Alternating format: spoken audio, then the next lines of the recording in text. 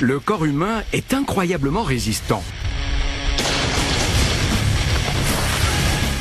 Chaque jour, nous menons une guerre contre les microbes, les toxines, les blessures, les maladies, les catastrophes et les calamités. Le simple fait de survivre est un miracle. Car chaque jour de notre vie, 1000 morts insolites nous guettent.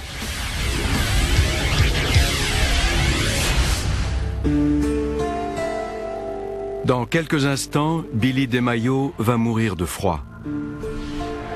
Beaucoup pensent que c'est une belle mort et qu'on a juste l'impression de s'endormir. Mais si le pauvre Billy pouvait parler, il ne serait pas aussi enthousiaste. Tout le monde l'appelle South Philly Billy. Il a eu ce job aux abattoirs grâce à un cousin qui a des relations. C'est tout bénef pour lui et, contrairement à ses collègues, Billy ne craint pas le froid.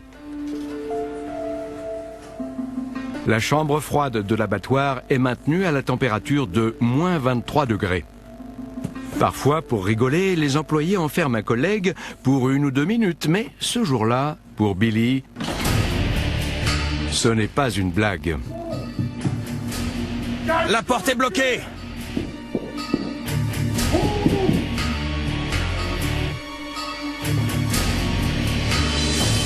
Dave!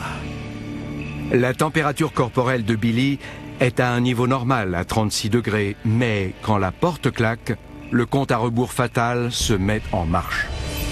Le temps et la température jouent contre lui. Après 10 minutes, les paumes des mains de Billy sont à 15 degrés.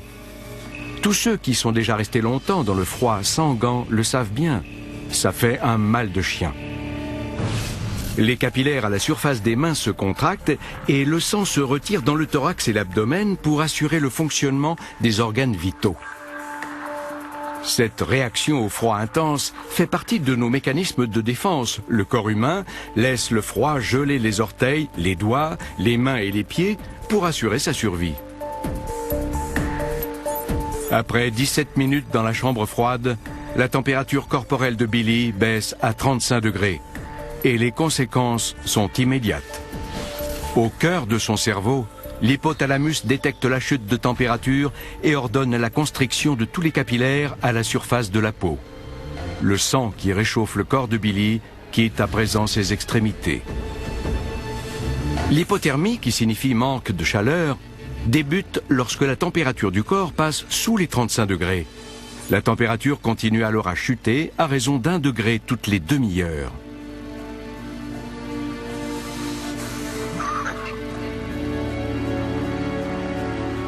La température corporelle de Billy est passée en dessous de 32 degrés et sa vue commence à baisser. Il ne peut plus distinguer les chiffres sur sa montre. La victime franchit une nouvelle étape. Elle est désormais dans un état d'hypothermie profonde. Son sang s'épaissit et circule plus lentement, ce qui freine son absorption d'oxygène. Ses tissus nerveux deviennent trop froids pour transmettre les signaux électriques, ce qui provoque une arythmie cardiaque. Juste avant que le cœur de Billy ne s'arrête pour de bon, il est frappé par un éclair de lucidité. Ce n'était peut-être pas une si bonne idée finalement de voler de la viande régulièrement. Et c'était une très mauvaise idée que de faire un enfant à la petite fille de son patron âgée de 17 ans.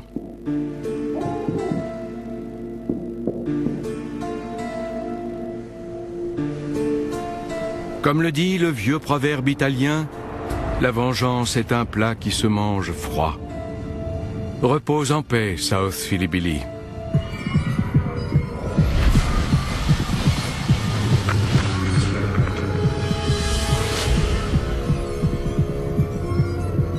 Les personnes mortes de froid sont souvent prises pour des victimes d'agressions sexuelles. En effet, juste avant la mort, les vaisseaux sanguins contractés se dilatent, ce qui produit une sensation de chaleur extrême et pousse la victime à se déshabiller. Ce phénomène s'appelle le déshabillage paradoxal.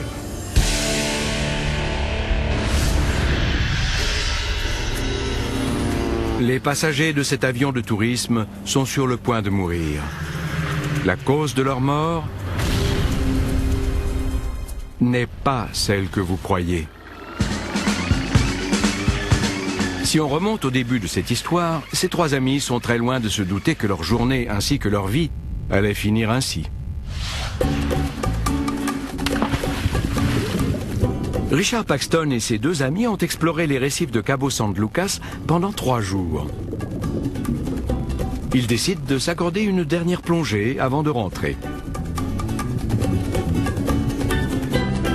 Après 1 heure à 13 mètres de profondeur, les plongeurs commencent à remonter. Ils effectuent des paliers pour permettre à l'azote accumulé dans leur sang de s'évacuer correctement. L'accident de décompression, aussi appelé maladie des caissons, est un risque pour n'importe quel plongeur. L'île de Catalina abrite le plus grand caisson hyperbar de Californie du Sud. Hyperbar vient de hyper, ou supérieur à la normale, et de bar, l'unité de mesure de la pression. Si un plongeur est victime d'un accident, il est soigné ici. L'accident de décompression, appelé autrefois maladie des caissons, se produit après une séance de plongée. On respire sous l'eau grâce à des bouteilles et l'air qu'elles contiennent est constitué à 80% d'azote. Quand on plonge à une profondeur importante et qu'on reste longtemps sous l'eau, l'azote se dissout peu à peu dans le sang. Si ce gaz n'est pas évacué assez lentement, pendant qu'on remonte à la surface, une réaction physique se produit et entraîne la formation de bulles. Ces bulles peuvent également se former autour des articulations et provoquer de vives douleurs. Ces bulles peuvent aussi affecter les nerfs, voire même provoquer une paralysie totale.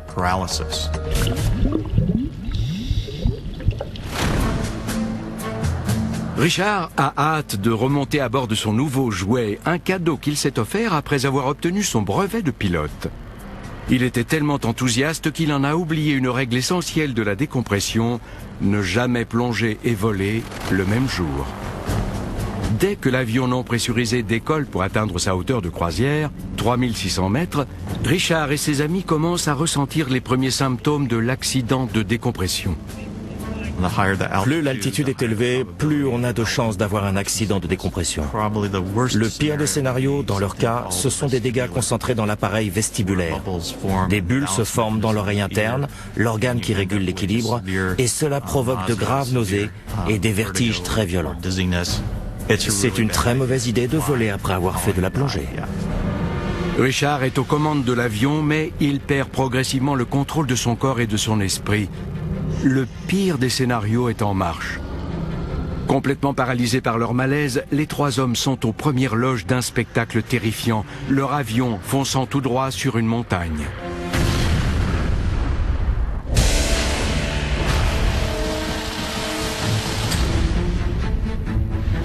« 1870, New York. Pendant la construction du pont de Brooklyn, les ouvriers sont victimes d'une épidémie mystérieuse, surnommée la maladie des caissons. Après être remontés à la surface, ils s'effondrent sous la douleur. Certains en gardent de graves séquelles et d'autres en meurent. Ils souffrent d'un mal récemment découvert, l'accident de décompression.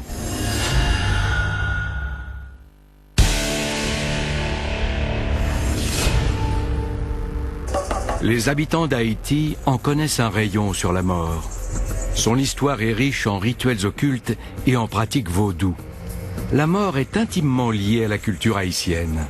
C'en est même devenu un commerce. Les cadavres humains sont l'un des plus importants secteurs d'exportation du pays. Mais c'est avant tout par ces rituels vaudous qu'Haïti apprivoise la mort. Cette terre m'appartient. Je te l'ai racheté il y a des années. Ces deux frères se déchirent pour une question de propriété. Après des accusations, des insultes et une bousculade, James, celui qui se trouve au sol, décide de se venger. Il va voir un sorcier vaudou et prépare une très mauvaise surprise à son frère, devenu son ennemi.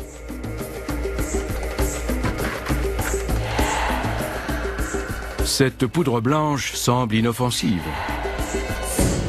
Mais elle contient un poison à action lente, la tétrodotoxine, aussi appelée TTX. Cette toxine est extraite des poissons de la famille des tétraodons. considéré dans certaines cultures comme un mets délicat. Mais le risque est grand.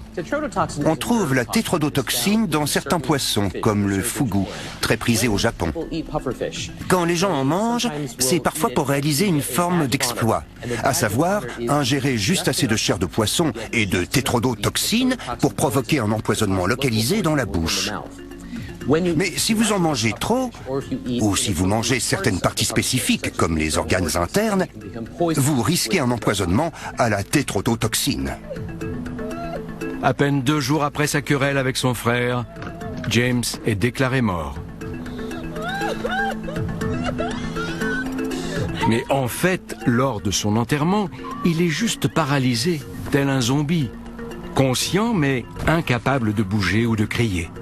On l'enterre vivant et il ne peut rien y faire. En cas d'empoisonnement sévère, on observe une hypotension, un rythme cardiaque anormal et une paralysie qui commence par les jambes et qui remonte dans tout le corps. Après les funérailles, le cercueil de James est exhumé par des pilleurs de tombes. Lorsqu'il l'ouvre, ceux-ci tombent nez à nez avec l'horrible destin de James, qui a passé les dernières minutes de sa vie à gratter frénétiquement le couvercle jusqu'à s'en déchiqueter les doigts.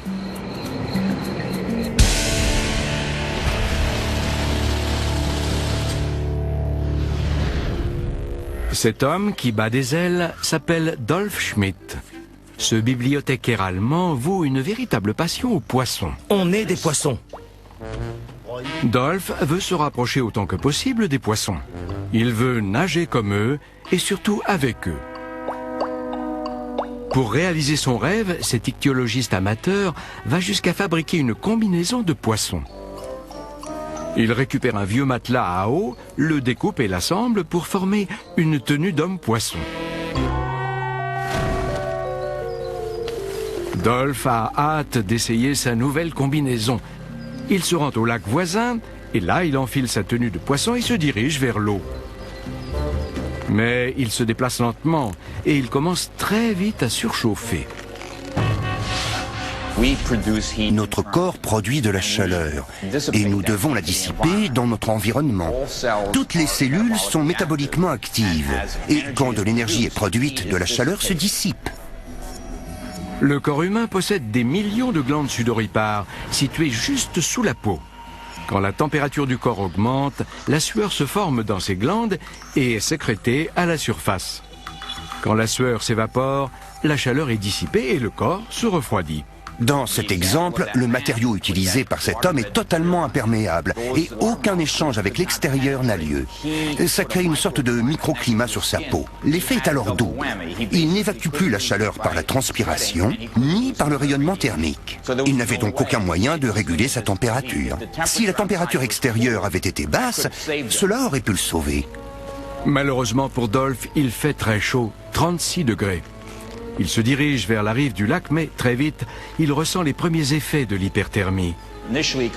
Au début, ça commence par l'apparition de crampes musculaires.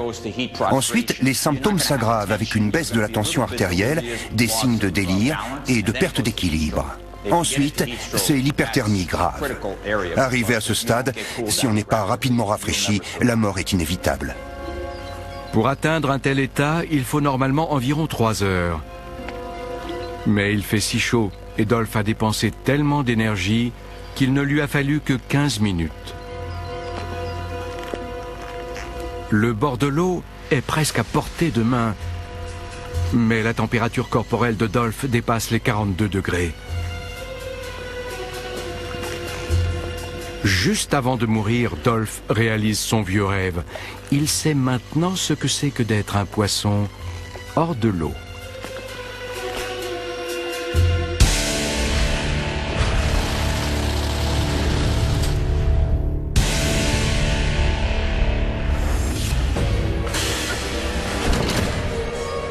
Nous avons fait la connaissance de gens morts accidentellement, de manière tragique ou juste par stupidité.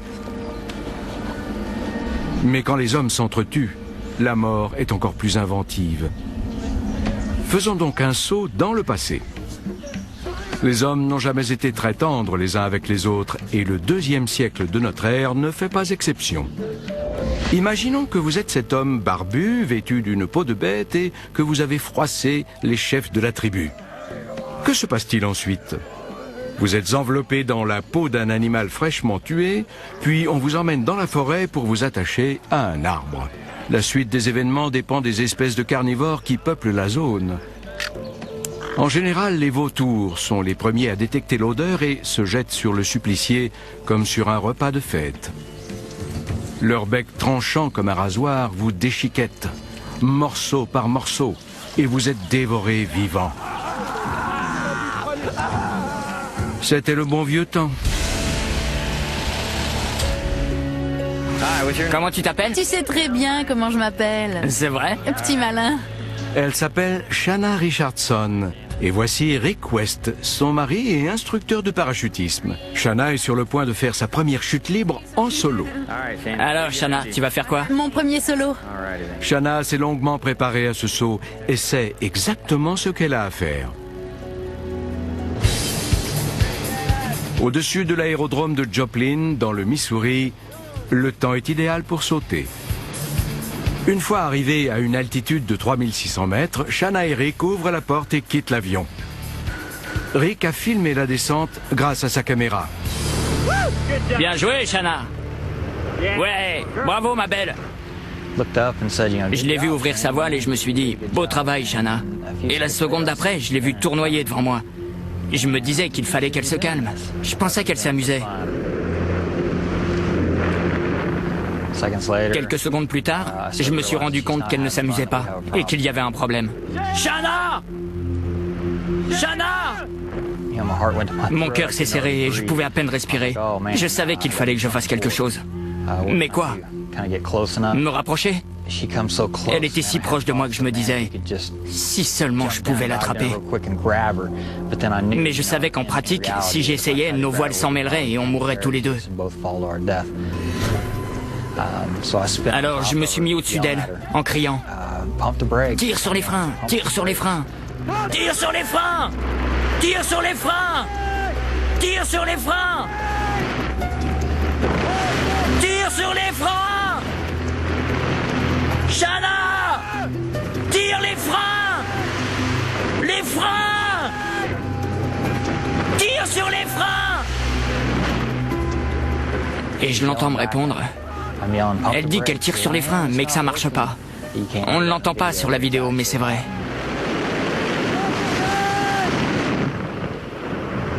Shanna!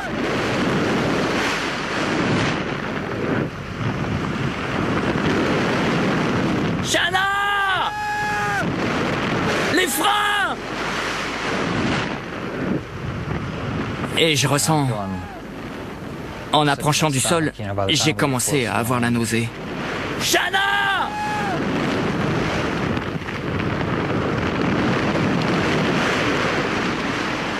Mon Dieu! C'était ma copine, quelqu'un que j'aime, qui venait de s'écraser au sol. L'impact a été violent, le bruit du choc était horrible. Et après ça, le silence. Je pensais qu'elle était morte. Shanna! Shanna! J'ai éteint la caméra, j'ai couru vers elle. Son parachute partiellement ouvert ralentit sa chute. Mais Shanna tombe encore très vite et elle heurte le bitume à près de 90 km/h face la première. Elle avait perdu pas mal de dents. Elle saignait des yeux, des oreilles, du nez. C'était vraiment dur à voir. Elle m'a demandé... Je suis vivante? Voici donc quelqu'un qui aurait dû mourir, mais qui s'en sort miraculeusement. Contre toute attente, Shanna Richardson survit à sa terrible chute. Elle a échappé à une mort insolite et a trouvé une façon de survivre.